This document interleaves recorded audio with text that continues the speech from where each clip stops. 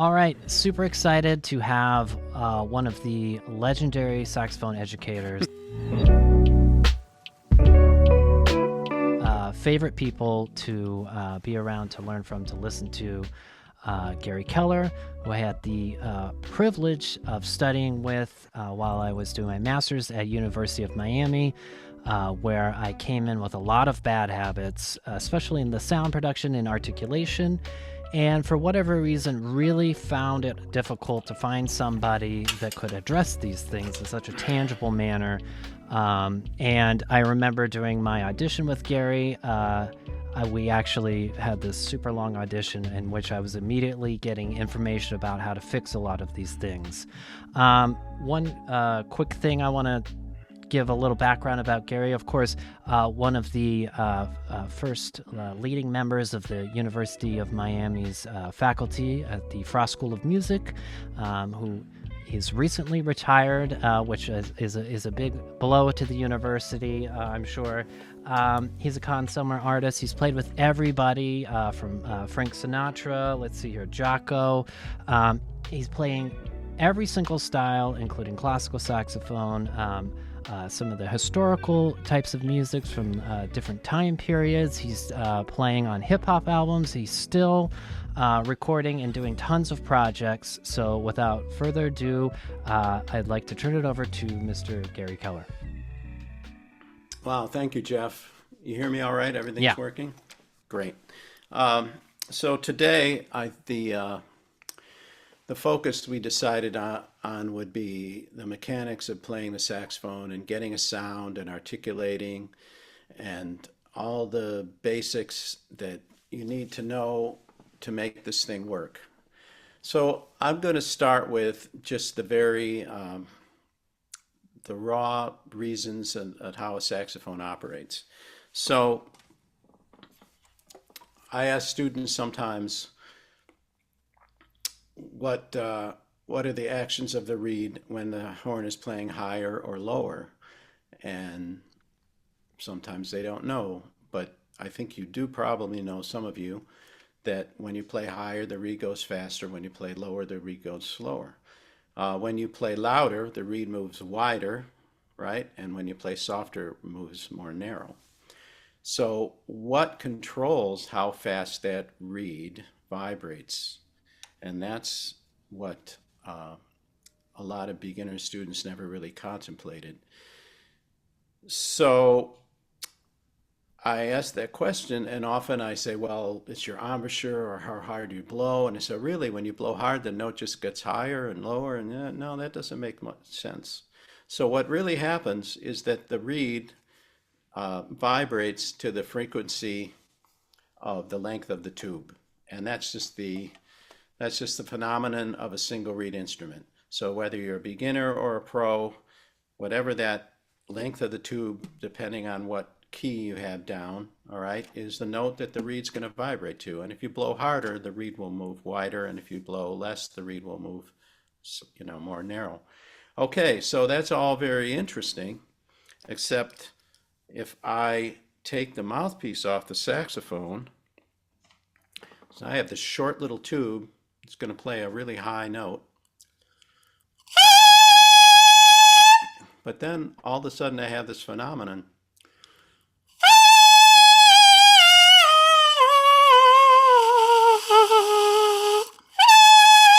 I just played a major scale on the mouthpiece alone, and nothing got longer or shorter. So I don't really have a crowd to ask live questions to, so I'll just kind of ask them and then proceed to the answer.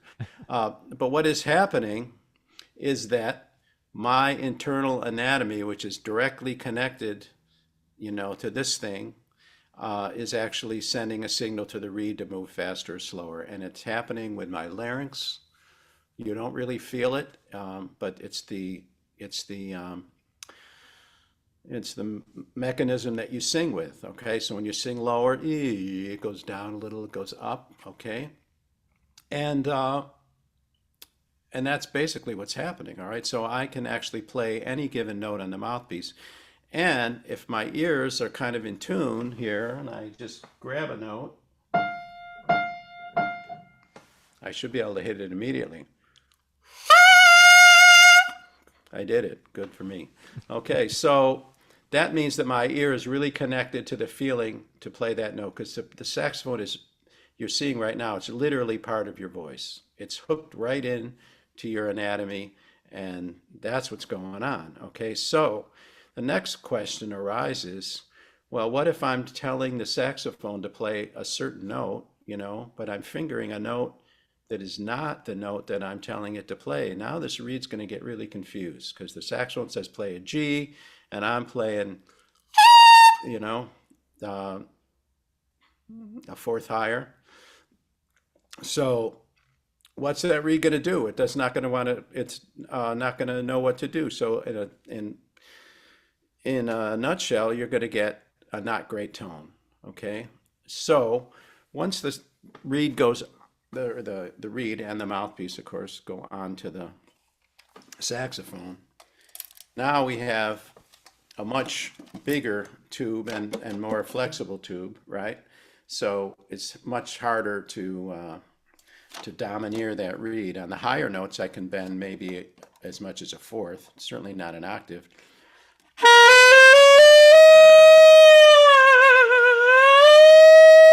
Low B flat, I'm not going to be able to bend that note at all because the larger tube is going to dominate.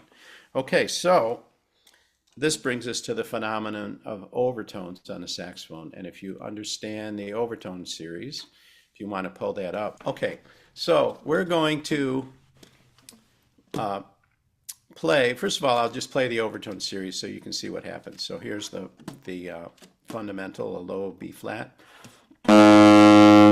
First octave is first overtone, then a fifth, and then an octave, and then it makes a triad, a third and another third, major third minor, flat at 7. Then they get closer and closer.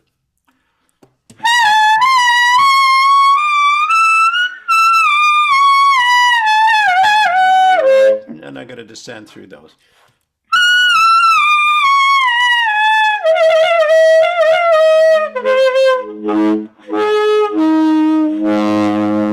A little bit in a hurry, but you get the idea. So I'm going to slow that process down now. And what we're trying to do is get the tone of the overtone and the fact that we're playing an overtone, which means that our mind's ear is really hearing the right note and sending the right frequency to the reed. Okay, and we're going to match the sound of the overtone to the regular note.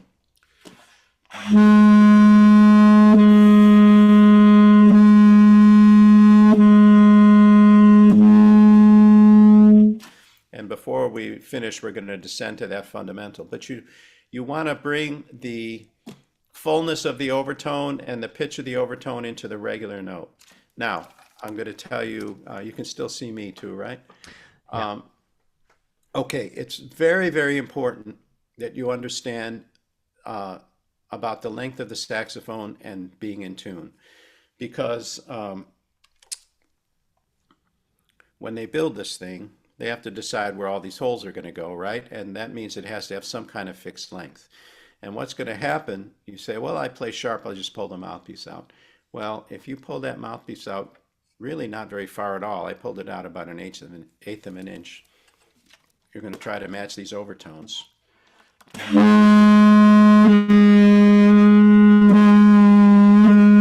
They get much harder, okay? Pull it out a little more even. And basically you're out of luck if you're trying to do that. So the first step is to get that mouthpiece in where they're fairly close to in tune, okay? And then you're probably going to have to bring the overtone down a little bit. Pull that jaw back, sing down. And then when you go to the regular note, this might happen.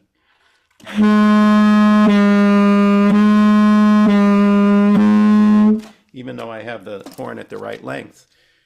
What just happened is that the position of my tongue, which is hugely important for the sound on a reed instrument, was too low.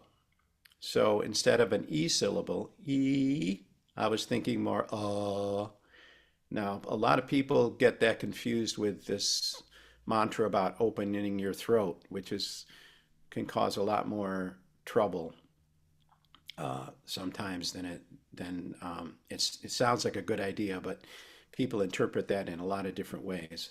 So to open your throat really is to be singing that low note, all right, like I was playing on the mouthpiece. But uh, to get a good centered airstream and to get the pitch up on the shorter notes of the saxophone, meaning, the palm keys and B and so forth, you got to have that tongue position really high in the back, like almost like you're saying K, or say like an H. You can tell by putting your hand here with your mouth wide open, make that H sound, and you should feel a real strong, gust of air. With your mouth wide open, okay? Don't use your lips. It's not about that. If you're thinking, oh, you're going to get nothing. You're going to get no air pressure going across that reed. So the engine is not going to vibrate the reed at a steady rate. So if that tongue gets up in the back, that's going to bring that regular note up. It's not going to affect the overtone, the fundamental too much, because this is that big long tube, that we don't have a lot of control over. But we certainly have a lot of control over the short note. So H, he.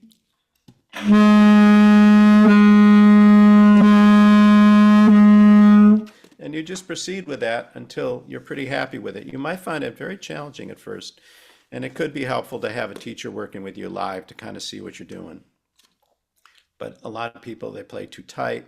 They're singing too high a note when they play, and a lot of times they'll get that overtone because they're not pointing the air more down. A lot of things. But anyway, to make a long story short, we're going to match this, and then when we're done matching, we're going to descend to the fundamental.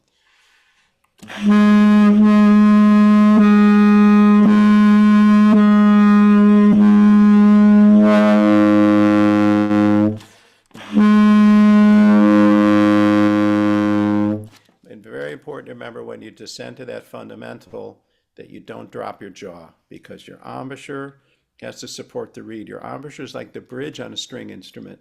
If the reed is the string, okay, then that's the bridge. And if you let go of the bridge, everything's going to go slack. You're going to get that sound, okay? So keep that lip up into the reed, but keep these corners relaxed so that the sounds of the reed can vibrate or even pulled down. And your voice will do the rest.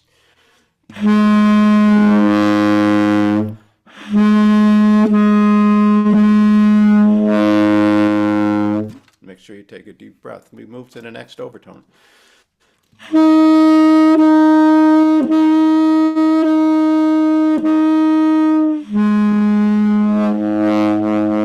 Ran out of air.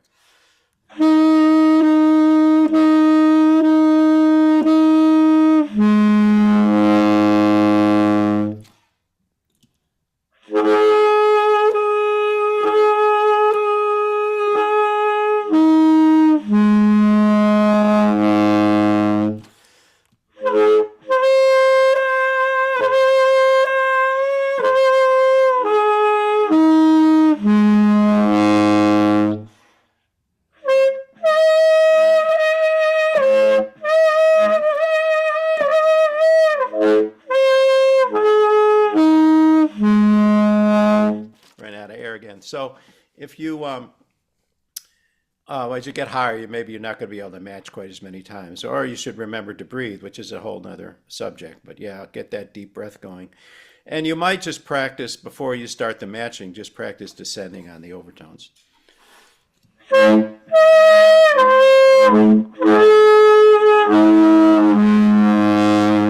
you'll find a spot, and it's maintenance.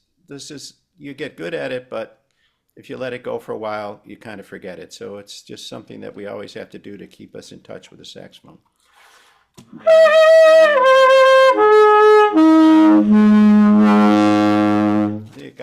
whereas I practiced it because I got a good warm up.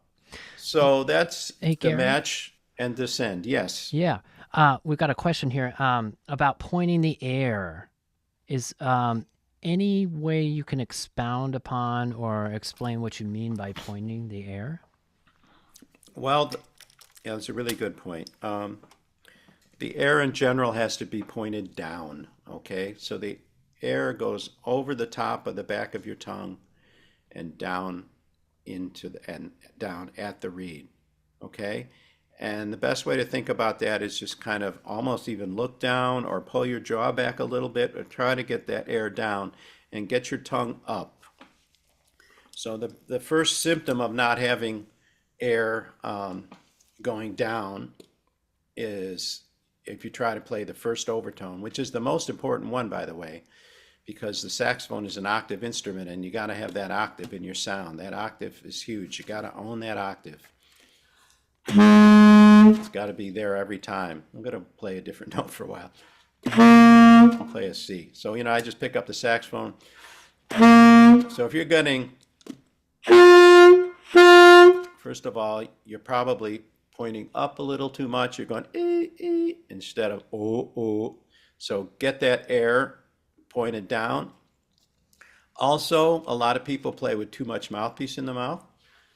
And if I can't do it with one hand, but if I gently pull the mouthpiece out of my mouth, all of a sudden it'll slip right down to that first overtone. Now when I'm in that spot, then I try to find the fifth again, okay? Because it was kind of an artificial fifth. It was easy because I had too much mouthpiece in my mouth. So this exercise, I didn't bring my my candle. Joe Allard used to do this. So he would put, I'm going to leave it to the side. All right, so he would put a candle out here, but that's too high. And then with your mouth wide open and take a deep breath, and you learn to blow that candle out at about 6 feet away. If you have good compression, which means the air is going through a narrow space over the arch of your tongue, that H thing, tongue against the molars, and that gives a really good speed when it hits the reed. It's just like a hose, air is a fluid. And if you have a hose, you have a nozzle on the hose, it speeds up, boom, you can shoot it, right? And if you don't have a nozzle on it, plop, and you're not going to get any speed of air against the reed. So that H syllable is really important. And then you should feel the air going, if I stand up, I don't know, I can't quite get the right thing, but it should be going down towards your chest a little bit, okay? So you can practice that. And definitely pull the mouthpiece out of your mouth too, because that will help point the air down. Great. Oh, one other thing that I remember you bringing this up at the conference, the Jazz Educators Conference, is that first overtone, the low B flat tends to be out of tune, right? Well, if you want to start matching up, the easiest octave to match up is the C overtone, because really the instrument's kind of built to be in tune in the key of C. I was told once, I think, by some pretty knowledgeable people. So, those other bell notes are kind of added on, and technically they are the fundamental of the saxophone, but you'll find that if you're starting out and you've never done this before, it's easier to match the C. The B flats and the Bs are a little further apart, but you can definitely match them, and you should be able to match them. Just make sure the mouthpiece is in far enough. That's important. And you should be working on playing that low note on the mouthpiece. You really want to try to get to where you can play a major scale, an octave on the mouthpiece, and that's all in your singing, all in your larynx. Well, and also, we can get into the subject of the corners a little bit too, because that has a big effect. Your embouchure, okay, is responsible for putting pressure on the reed, just like if you think of the reed as a string, right? Like on a string instrument, Too much pressure, you're going to choke it off. Too little, it's not going to vibrate. Okay?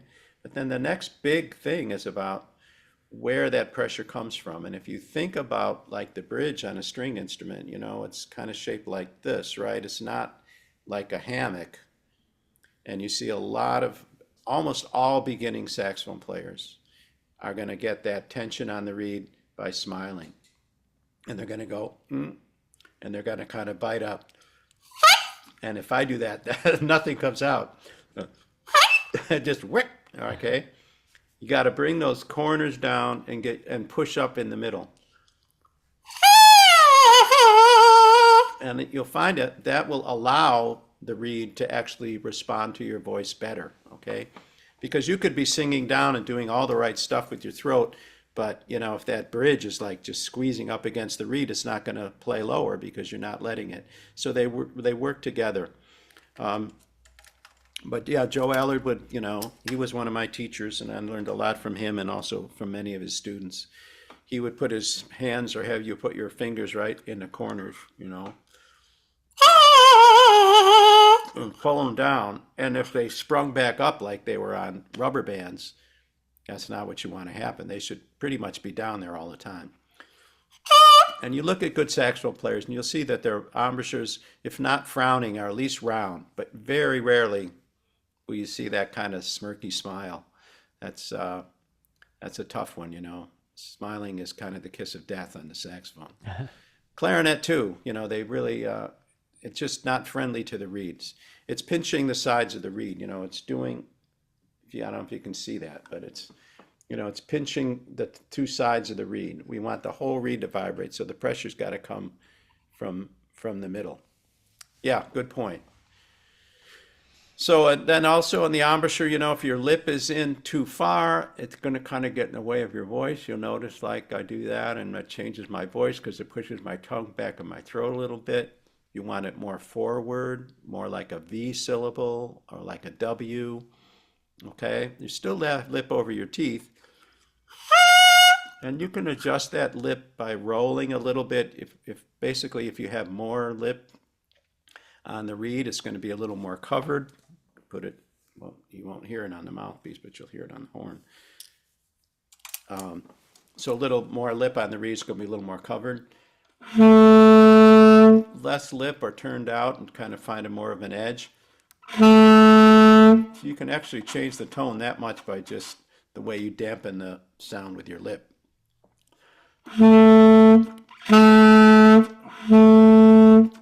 And players, you know, have different preferences about how buzzy they want the sound. And, you know, Stan Getz and Paul Desmond in that school, that was all about that really not buzzy sound. You know, Stan Getz said, I don't want to hear the reed, I want to hear the metal, you know. Whereas, you know, more rock and roll saxophone, or even most of jazz players, you know, definitely Charlie Parker and Coleman Hawkins and everybody in that school, Coltrane, Sonny Rollins, that was all about, you know, hearing that vibrations. You know, Joe Allard would say to play the saxophone is to play the reed. You want to hear the reed, you know, you want to hear that reed singing. But it's not right or wrong, you know, if you can get what you want to get, and you're, you know, you're happy with your tone. So yeah, we just dove into the whole embouchure thing a little bit. It's very important also, you know, to remember that the mouthpiece, the pressure in the reed comes up from the bottom, not down from the top. So you shouldn't feel like you're pushing down with your teeth into the mouthpiece. That's going to cause you to want to drop your jaw, and you want it just the other way around. You want to be receiving pressure with the top and pushing up with the bottom.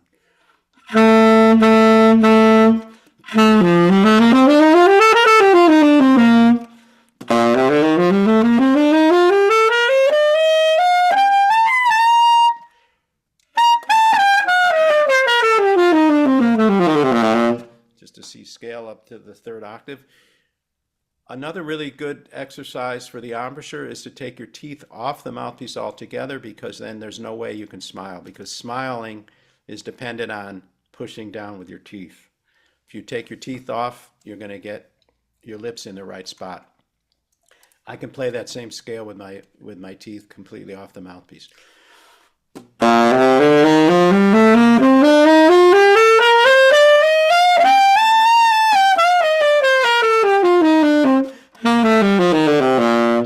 And of course, it's a little less stable because, you know, the mouthpiece wants to move around. But the whole point of that, the whole point of your teeth is just to hold it still. That's all it does. There's nothing your teeth can do to make the reed any happier or less. You know, you want that reed to be happy. You want that reed to be responding to your voice at all times. So, yeah, that's the overtones and the match and descend, a little bit about the embouchure.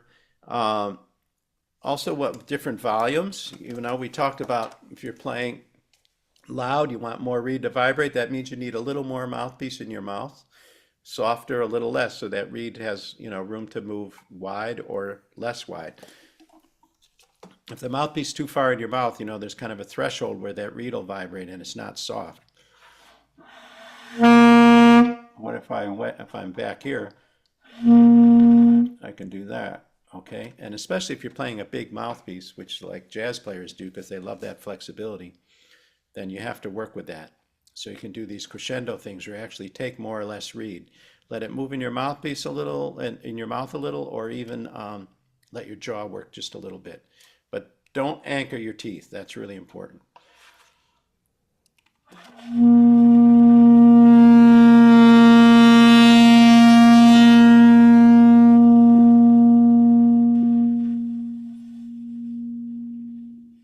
Like right to a whisper. So yeah, long tones, hairpin notes we call them. They're really, really, really helpful. So You that's want a to, little bit about the embouchure. Yeah. yeah, you want to get into some of the articulation stuff. I know that like completely changed the way Yeah. in which I approach everything. So It's a really important exercise because the way you articulate, you know, is the way you speak into the instrument, and you have to articulate on the saxophone just like when you talk, right? Um, so, but I'm going to give you an exercise, and the whole purpose of this exercise is to try to divorce the airstream and the tongue and the embouchure so that they each do their job independently. So, almost without fail, when young players start to play, they take a breath, they blow, they squeeze, all at the same time. Right? I mean, maybe you remember. I don't know. Remember if I ever did that 60 years ago? Literally 60 years ago. Well, actually, 61 years ago. I'm 71, and I started playing the saxophone when I was 10. But I see young students. I still teach some young students. So, squeeze, you know. So we got to get that air going into the saxophone. We have to have that embouchure established, and then we have to get the tongue to start and stop the reed. Okay, so pick an easy note like a B. You know, that not too much going on in terms of, you know, having to get your voice too involved or your embouchure. And first of all, just blow air through the horn and don't let the reed vibrate. Even if you don't put your tongue on the reed, just get used to that. Okay? As much air as you can get through the horn. Okay. Now put your tongue lightly on the reed. Remember, the back of your tongue is up like the H. So if the front of your tongue is like pushing up on the bottom of the reed, your tongue won't make an S shape. It's going to go down in the back. Everything's going to be screwed up. So it's like more like this, okay? And think of kind of licking up on the edge of the reed so you feel the edge of the reed or just, you know, the bottom of the edge of the reed. Not the tip of your tongue. Once again, if the tip of your tongue is going in here, the rest of your tongue's getting stuck back in your throat. And stop that reed and blow air through the horn. Tongue on the reed. Okay, when that gets comfortable, see what happens when you take your tongue off the reed. If nothing happens, what does that mean? It means that your embouchure isn't developed, your ear isn't, everything is not ready to make a sound, but it should be, okay? So let's think forming the note and everything that we want to do, but still air going through the horn. And we're just gonna boop off the reed. almost 9 out of 10 of you, if you haven't practiced this, you're going to let go of that reed and you're going to have no sound because you're not used to having your embouchure set before you play. It's going to be like, oh, I got to make an embouchure. Okay. So we got to teach that embouchure to be ready. Okay. Now that's kind of the easy part. So you can practice that on all notes. It gets pretty challenging on the low notes, but you can do it.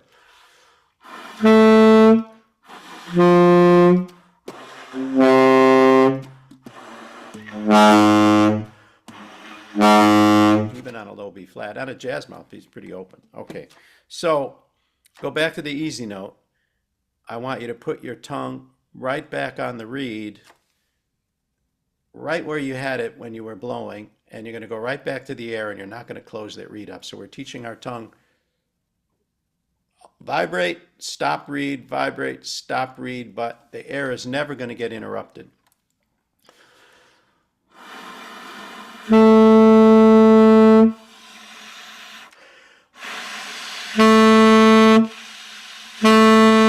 you hear the air? Yeah. On the video? Yeah. So you can practice a scale that way or a chord that way. I wouldn't try it on any note lower than G.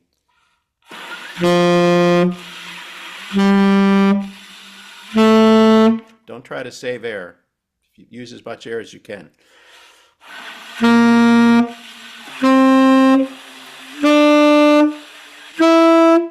You should see when you look in a mirror that your face is not moving. Okay? If your face moves when you go to tongue, then you haven't divorced your tongue from your embouchure. You're going to see that's going to happen. Okay? So that really is a good one to have a teacher there kind of working with you. A lot of this stuff is, I can demonstrate it and you can try it, but it really does help to have a teacher live, like see it exactly what you're doing. But nevertheless, you get the idea and the principle, and don't be afraid to experiment. You might find that, wow, I'm like, everything's in the wrong spot. I can't do this at all. I've had students who tongue on the roof of their mouth like a flute, and it kind of sounds pretty good, but you get to a point where there's a brick wall.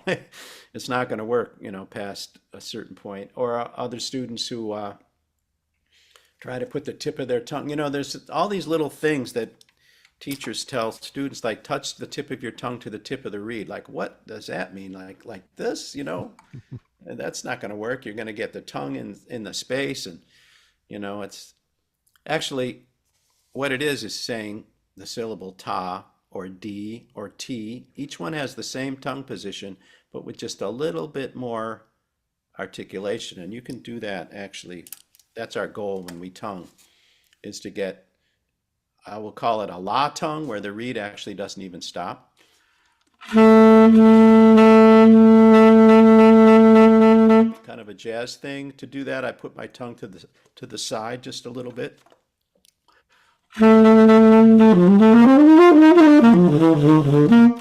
That's that kind of doodle tonguing thing. All right, that's another study in itself. But and then I go more towards a D tongue. And then a little more towards a ta tongue or a T tongue. And then even like T-I tongue. So you can get everything in between.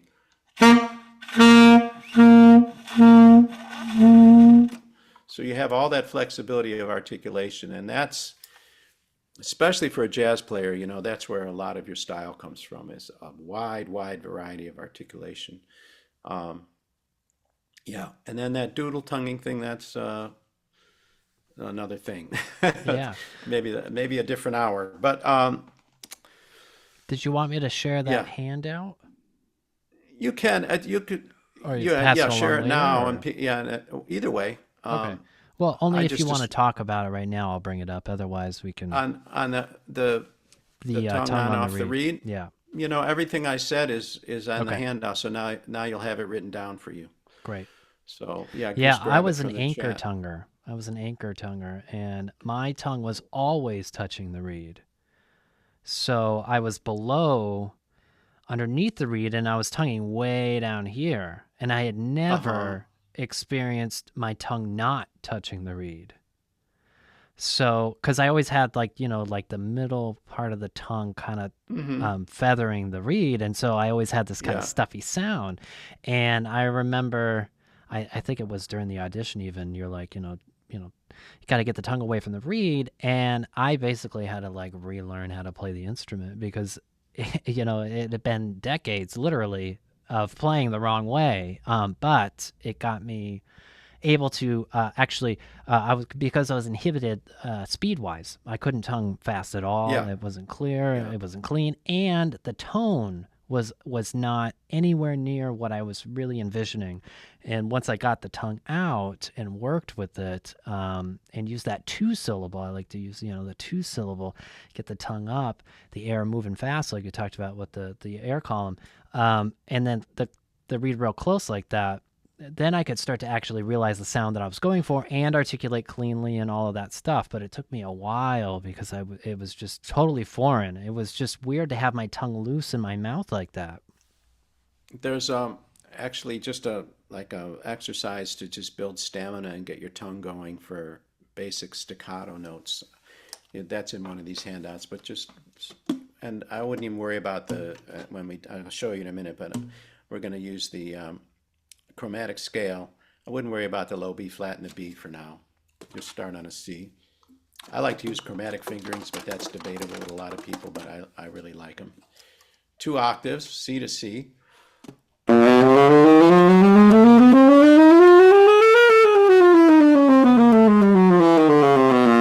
Like a big long tone, right? C sharp to C sharp.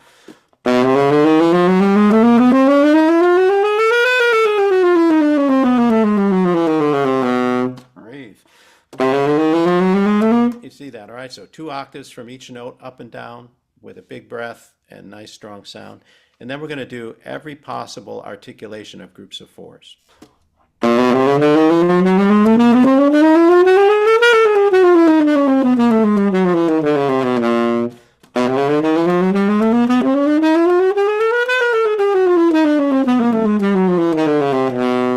It's like one big long tone with your tongue working.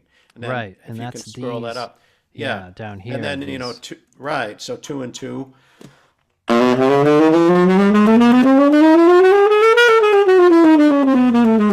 And all the way up to F, and then, this is basically, I'll just demonstrate them all real quick, but tia tut tut. Whoop.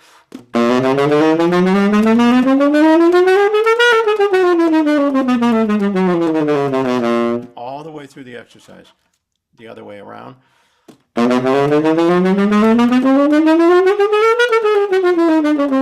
Etc. What's next? 3 and 1.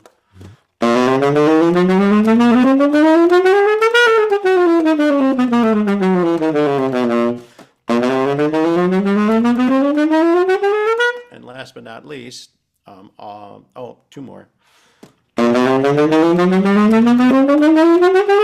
And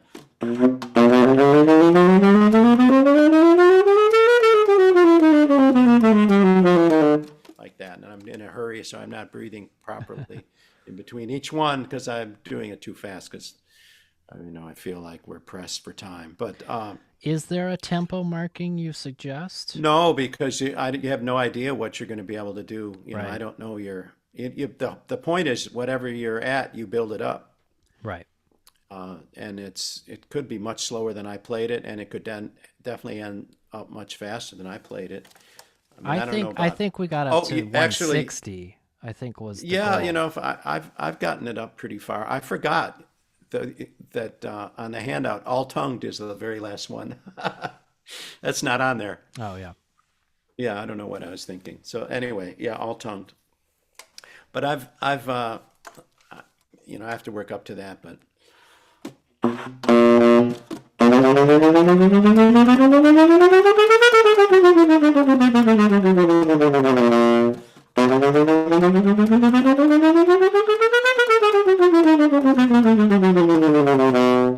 Fairly quick, if I Yeah. was to get busy with it, I probably could get a little faster. But yeah, going through this, I just, when I played this in my early 20s from a teacher, I spent a whole week on one articulation and just got it faster and faster and faster. C to C, C sharp, C sharp, boom, boom, F to F, F sharp to F sharp. It's just it's a wind builder, it's a tongue builder, it's a finger builder.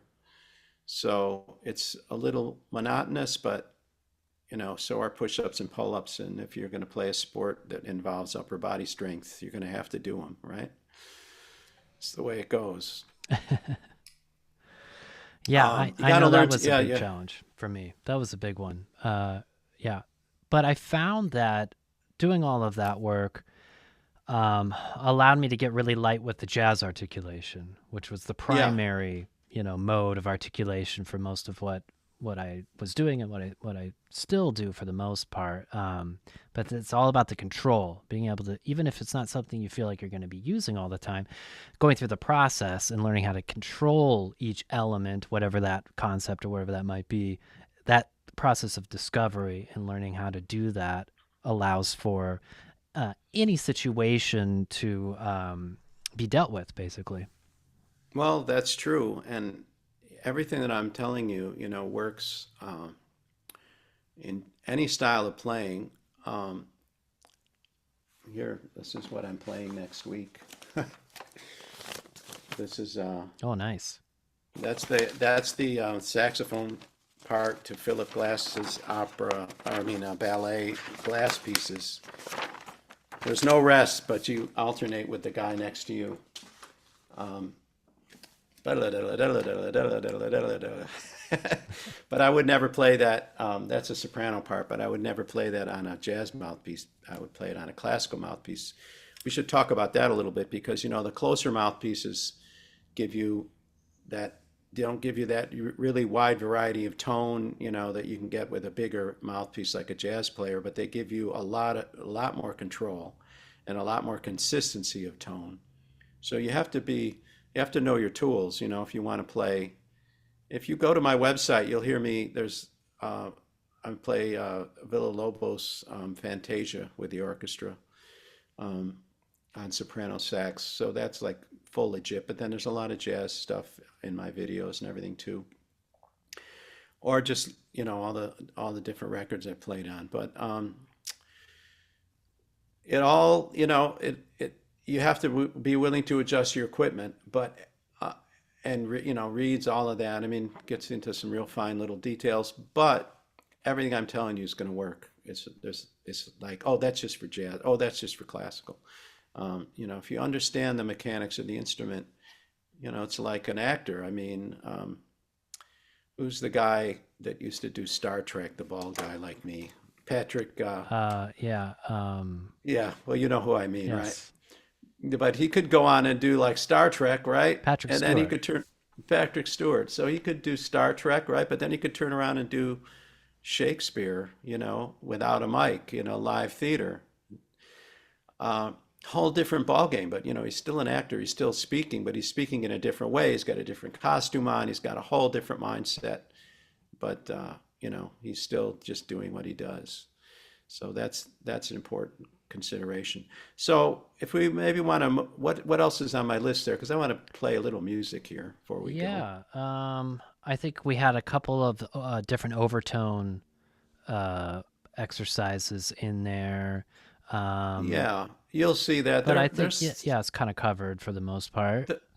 they're self-explanatory. I mean, you could playing a chromatic scale with overtones, and uh, there's a couple other different exercises in there with overtones. Um, so, you know, do them. Make it part of your warm-up every day, at least, for half an hour or so. Another overtone thing is not on those lists, just playing a major scale, like a fifth higher, C major.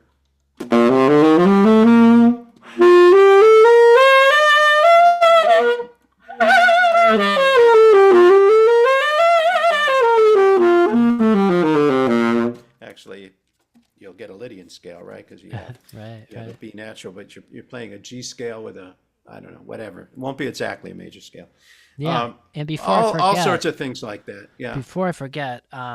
tell us about your book because I've had a copy for a long, long, long time.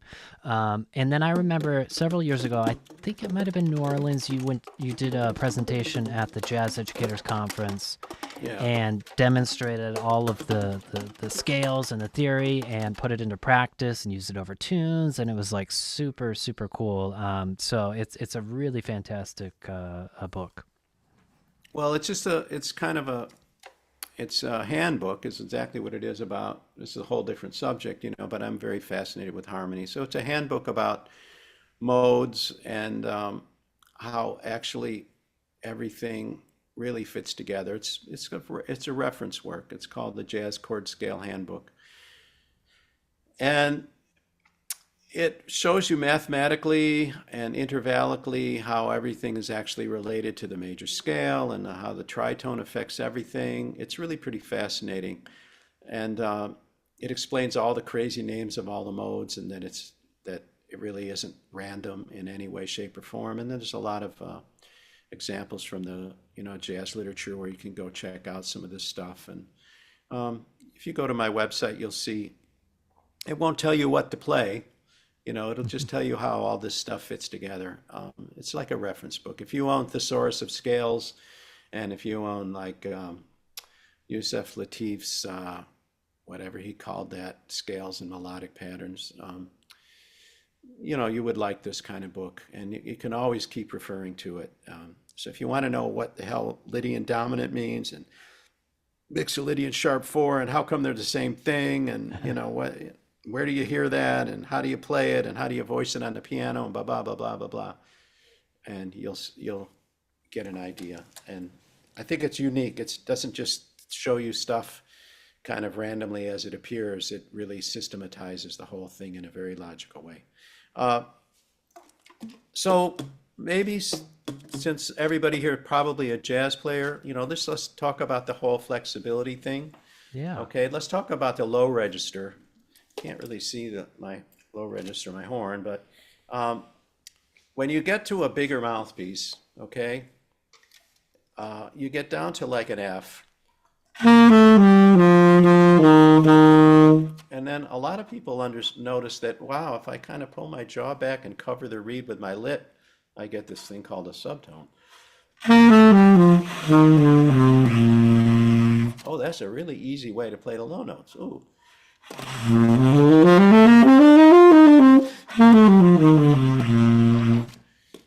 It's not consistent and you can't take it all the way up to the top of the horn, but what a great effect, because who wants to be blasting our low notes all the time when we're playing jazz? Although sometimes, next week I'm playing with Jaco Pastorius Big Band and there's a lot of rat-a-tat-tat on low notes, that stuff, So you can't be playing that like a subtone. But if you're going to play body and soul, you're definitely going to want to play that like a subtone. So subtone is taking less reed and letting that kind of feeling, you can't force it out. You find this feeling where you can just woof out the low notes. Way less reed, almost so that your tongue couldn't touch the reed. Even take your top teeth off.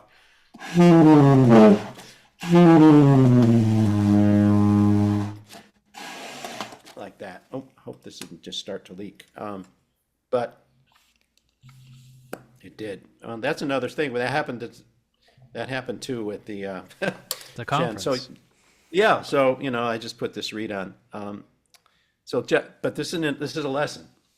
I'm not going to take the time to fix it because it's not that bad. It's an important lesson. All right. So my subtone didn't want to work, and you noticed I took the mouthpiece off, and I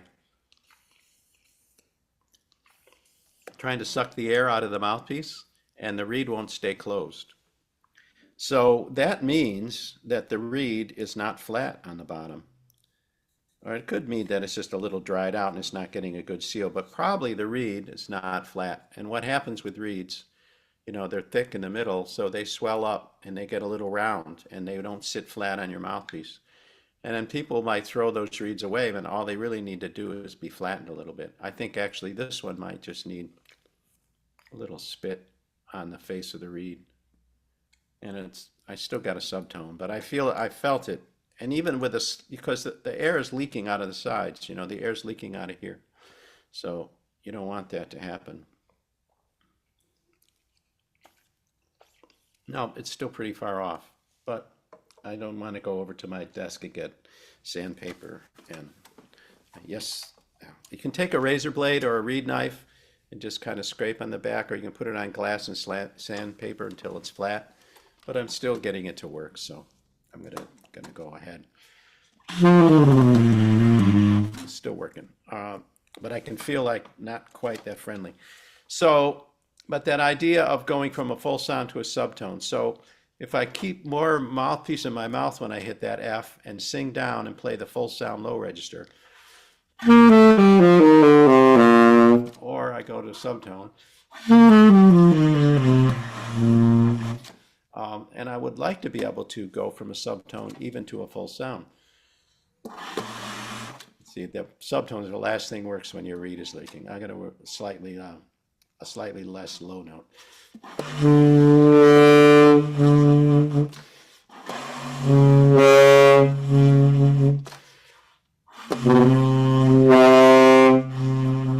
All right, so I'd struggle with it just a little bit, but more reed, open sound, less reed, subtone. All right, so I build up that flexibility in the low register. And then, if I'm playing a jazz ballad, like I want to play Body and Soul or something, I can head down into that subtone.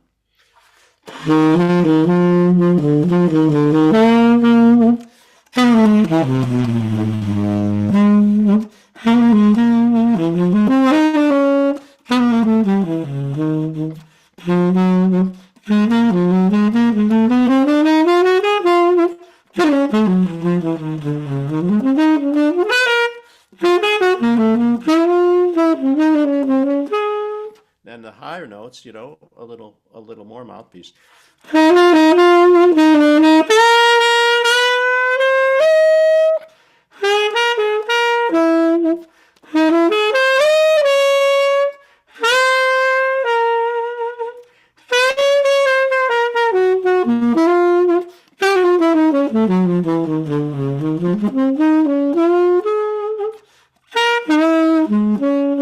And that kind of ability to really color the sound is all about, the way you play jazz. And if you want, you could play it really smooth and pretty. You could,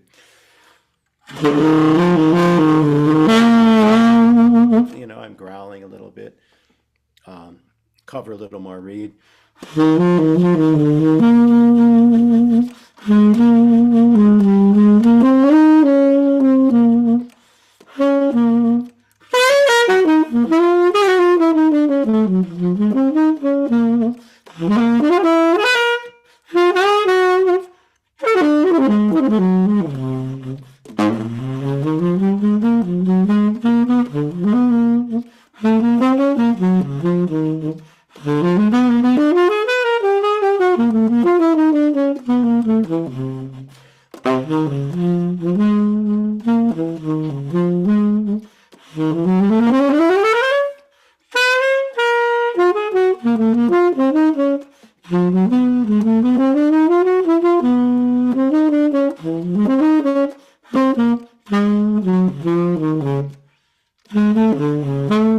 And you go to the bridge. But that ability to wow, go whoa, and then just woof woof woof, that's just, you want to be like a jazz singer. If you were to play classical music that way, it would not be appropriate at all, So that is a whole different value. So that, we're trying to build that flexibility, and all the exercises that I gave you are going to help get you in that direction by isolating some of these different elements, of the saxophone. Should we have any questions? Or Yeah. Okay. One thing that I wanted to ask you that I've been trying to remember. I remember that we did a Masterclass one time, and or a studio class, and you had talked about checking the different sides of the reed, like where you just play one side, right? And we had thought that if whatever side you're playing on is the side you're testing, but then You had mentioned that you were speaking with somebody fairly recently, and they said it's actually the opposite side that you have to work on or something. And I kept trying Yeah, to remember what that. Do you remember what that was? I do remember because it's true and it's a little bit counterintuitive. Yeah. Um, so, if you have a bad read, it not necessarily you might not turn it into your best read, but you can definitely make it playable because some reads are not balanced. All right, some reads are stiffer on one side than on the other. Um, a quick way to tell that, and I think this is a pretty good read, but you blow into this side, you blow into this side. See, they sound the same. You can also move the reed like off to one side of the mouthpiece and to the other side. But the point is, one side will be bright and buzzy, and the other side will be dead. And then the first thing people think of is like, well, the dead side must be like too hard, right? I have to like work on the dead side and make it nice and bright and buzzy. No, the reason the dead side is not bright and buzzy or not responsive is because it's the soft side and it's not springing back open as efficiently as the other side. So the harder side is the side that's popping back open and giving you that nice crisp sound, and the softer side is giving you the dull sound. So if the reed is balanced, you actually, and you can take it off, and usually you can feel it. You just, bend it with your finger Watch. Hmm? a little on either side, and you can feel it like one side, probably the side that played brighter, is harder. You'll feel it. Then you can, I like this reed thing from a guy named Ridenour. It's like some sandpaper on a foam, and I put it on a piece of glass, and I work on that one side and soften it up. But you could use a razor blade or a reed knife or that reed gig thing, which is just a glorified razor blade. And you kind of work on this ear. Don't get too into the tip. Just kind of work on this side and blend it in. That's another whole art, and that's a really hard thing to teach online because you have to really see well. But you will find 9 out of 10 times, unless the reed is really messed up, that when both sides play a little dull, but the same, that when you play right down the middle of the reed, it plays great because it has to be balanced. Mm-hmm. But yeah, go for the side that's brighter, not the side that's duller, and confirm it by feeling the bending of the reed. You'll feel it. You can feel that one side is mushy and the other side is much stiffer. So it makes sense when you stop and think about it. Right. Wolfie Tane taught me that. Ah, okay. Right. And isn't that the mouthpiece? Yeah, Yeah, maker. yeah. Yep. And then he it used to be Wolf Tane mouthpieces. Then it became the Barry mouth, Bari. Mm, Then mm-hmm, I mm-hmm. think that he sold that. I don't probably not alive anymore. Mm. Well, we've All got a those guys were in Florida. Yeah, we're getting to that time. yeah. Well, we've got a question real quick here. From Jamie. He said that since you had touched on the doodle tonguing, and Oh yeah. practicing tonguing off on the side of the reed, he said that he has the mouthpiece at a bit of an angle, and he assumes that is okay as he can't figure out how to get the corner of the reed um, or half the reed any other way. Like, if the mouthpiece is on straight, for example. Any Well, suggestions on how to get the tongue kind of to I do mean, what you I want? just when I doodle tongue, your tongue. Just before we go there, your tongue is really important. It's you know, all the syllables that you can speak, you can put into the horn, right? So, like I said before, there's L tongues and D tongues and T tongues, and um, it's all stuff that you want to work with. But when I do the L tongue, I move my tongue to the left side a little bit, so I'm kind of tonguing the ear, and I'm just thinking like I'm saying L, L,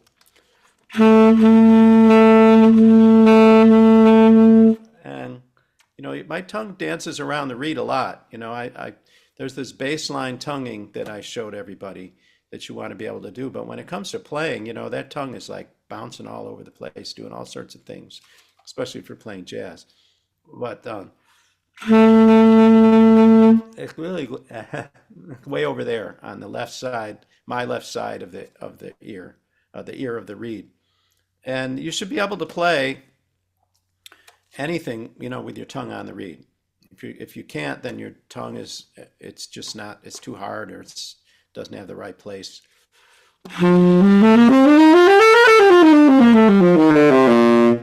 So it's way over to the side, actually. I played high up to F, low C, okay. So that's the L tongue. So when we say doodle tongue, doodle, loodle, loodle, loodle, right? Doodle, loodle, loodle, loodle, and that's exactly what I'm doing on the reed. Everything I say is what I'm doing on the reed. It's like just I'm talking like I normally talk. That's why it's, anything that you do that impedes your voice, if you think you're supposed to do something and you have the horn in your mouth and you feel like you're standing on your head and it's impeding your voice, it ain't the right way to play the saxophone. Everything you should do should feel very, very vocal and very normal and very speaking-ish. The horn just goes in there, you close your mouth, you don't smile, pull your lip way in, it's just like, it's very, very natural. So that's where that comes from, and you can just kind of go from the L. So, I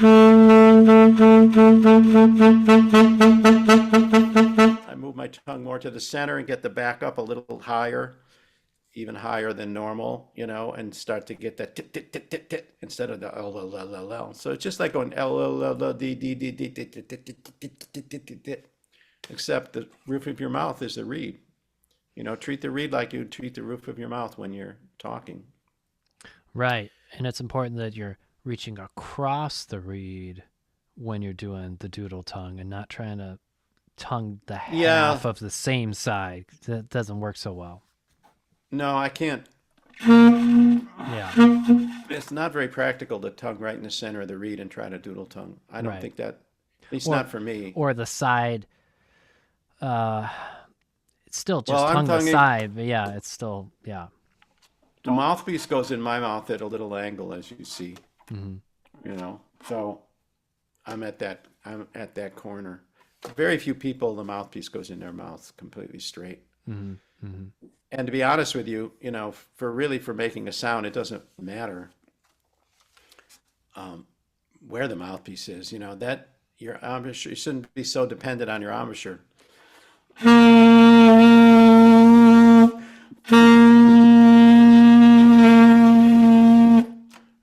I mean, it's awesome. All about that. It's all about the reed vibrating. Don Menza did that back when I was in my 20s. I saw him do that. It's just like, yeah, of course. And then I realized that all good jazz players do that. And you can play over here.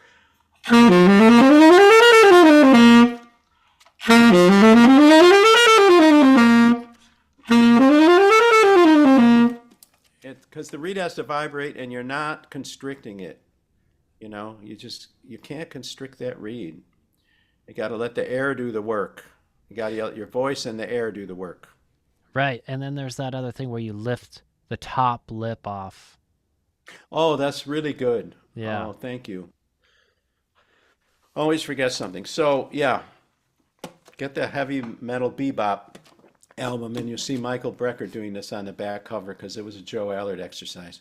So if your air is really centered and your embouchure is not too tight, you should be able to play with your lip up.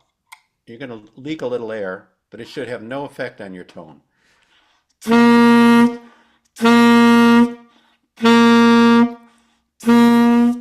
not that I hold it up.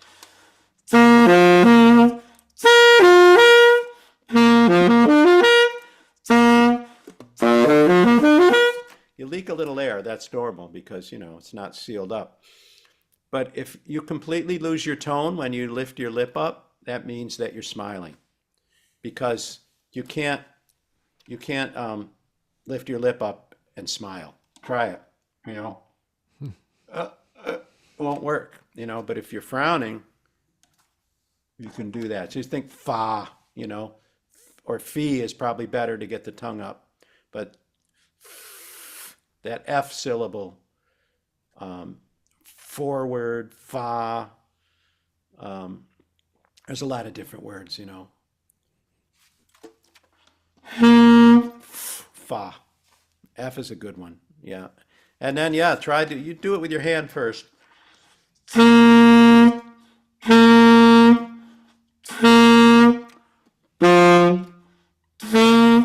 Sorry. I don't know why I want to change my fingers, but whatever.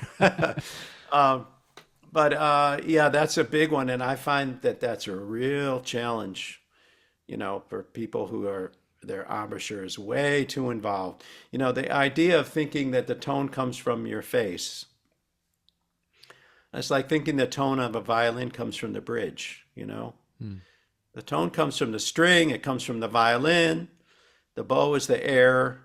The bridge is just that support mechanism that gets the string singing and the violin resonating to the singing string. And all your embouchure can do is provide force, and all it needs is enough force to start the reed in vibration, and absolutely no more. If you think, do that, just like air, and then just lift up your jaw until you just first get a sound. That's all you need.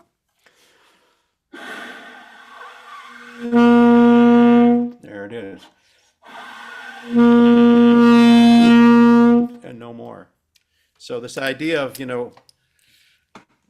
coaxing your face, and there are muscles that are built, but they're not these power corners. They're just they're down in here. And they don't really do anything except keep your lip from smiling. Right. um, I remember you telling me the name of the game is to get the reed to vibrate. yep, that's the name of the game. And of course you have to have a good reed. That's another whole subject. Right. And the reed has to vibrate, and the mouthpiece has to be compatible with the reed, and there's a lot of stuff going on. But yeah. Yeah. Well, that was fantastic, Gary. I mean, um, it's you know, there aren't that many people that I have found that really know how to explain how the instrument actually works. There's so many great players out there, but they don't know how to explain how to actually play the saxophone or play the reed. It's or it's very ethereal type topics of like sound and things like that. It's like no, there's not as many tangible exercises out there Hmm. on working like the articulation thing. It's like being able to build up the exact steps of how to efficiently and effectively articulate is like huge, and like not nobody, but like it's a topic that is Yeah. very seldom explained in a tangible manner, like with specific exercises that actually work. So it's always a pleasure, always revealing. I was remembering that lip off the teeth thing, and Yeah, that's another that's a good one. tricky Yeah. one. That's a tricky one. It's a good one. I mean, I always forget something because you're compressed into an hour, but Yeah, yeah, and you can only do so much online. But right. yeah, Yeah, well, I'm going to include some links so that it looks like people are already picking up your book from the masterclass. So I'm going to include some links that'll lead to your website, to the books, of course, the replay video, handouts, all of that good stuff. And I can't thank you enough for doing this. It's been such a pleasure as always. my pleasure. And I didn't play much, but if you want to hear me play, there's plenty of stuff on my website, garykeller.net, and a lot of different styles. And yeah, there's plenty of stuff up there. But I'm a teacher. That's been my life. That's what I love to do. Well, it certainly shows, and it's definitely changed my life, for sure. And I know many, many, many other players that I run into all the time that remember all of those quality lessons and tips and life-changing moments and all throughout the years. So I'd love to do it again and love to get into, we've already got some requests on hearing more about the stuff that you approach in the book, and the theoretical stuff and the different sounds. One thing that I did want to mention about the book, your book, that I found super helpful, that I go back to all the time, and now I teach jazz theory, is the piano voicings for each of the chords, because oftentimes I'll go through and you'll learn, okay, well, Phrygian scale technically works on a minor 7 chord, and yes, that's true in a certain context, but that's not really the Phrygian sound that we're looking for. And my first source always is, let's see what Gary's got in there, and with all the proper voicings to actually communicate the sound of that chord or of that scale. So so much useful information there, definitely. Yeah, whole different thing. We'll get the piano on the We'll get the piano on the video and go for that. All right. Awesome. Okay. Well, I'll leave it at that. Thanks again, Gary. Thanks for everybody for attending, and of course, everybody watching. And we'll see you on the next one. Happy practicing.